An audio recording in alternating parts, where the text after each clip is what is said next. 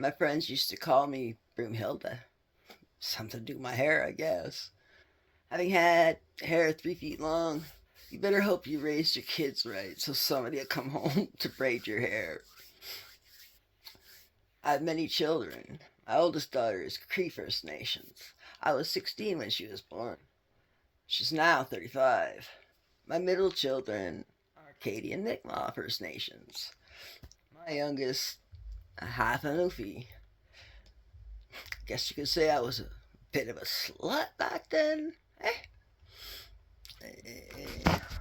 We hit some of our locals the other day looking for weed. Then we headed to the point so we could have our McDonald's.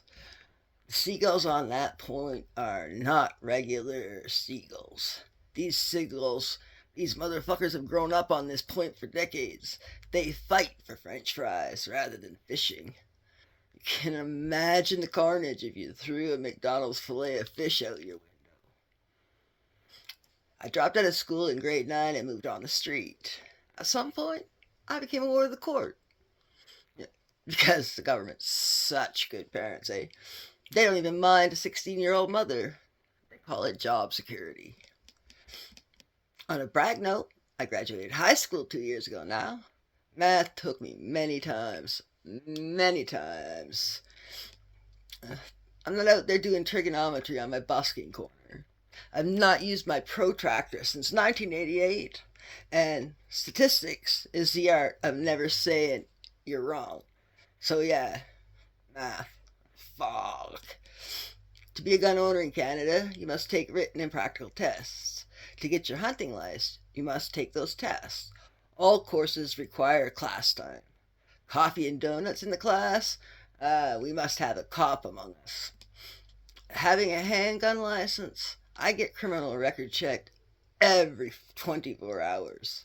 Yes, go ahead, do a record check. Once, Mrs. Andretti got pulled over and got a warning to reduce her speed while driving my car. My friend Aaron is 6'6", and he usually weighs 250 pounds. He's so big, he has the special order at Walmart. I stated his once while I was hiding from my husband. My 3-year-old, she set fire to the kitchen table while I was changing my daughter's diaper. It was my fault, my candle, table full of papers. I saw Aaron's huge ass shoes there. I picked them out and pounded out the fire. Crisis averted. My friend Ello is not a big talker, although he can yell with the best of them. I said hello, and I was thinking to introduce myself. Fucking he started yelling at me about one of his friends being an asshole and I should stay away from him. Oh well. Elwood has introduced me to some of my best friends. They're good people. Once, he got the hiccups for 3 days. Tried everything. Absolutely everything. The hospital just sent him away. Day 2, us two geniuses think, hey, maybe fucking will help. It didn't. Okay, one more before I go. I lived in a small community up on the side of a mountain.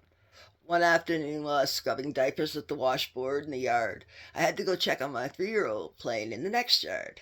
I stopped to him for a moment to speak to her, and for some reason I looked up. Holy mother of God, there were 2 fucking eagles circling my yard. I grabbed my big stick and I ran into the yard like a banshee screaming. My 3-month-old was in the playpen, and she was the target. They saw me, they circled 2 more times, and decided not worth the fight.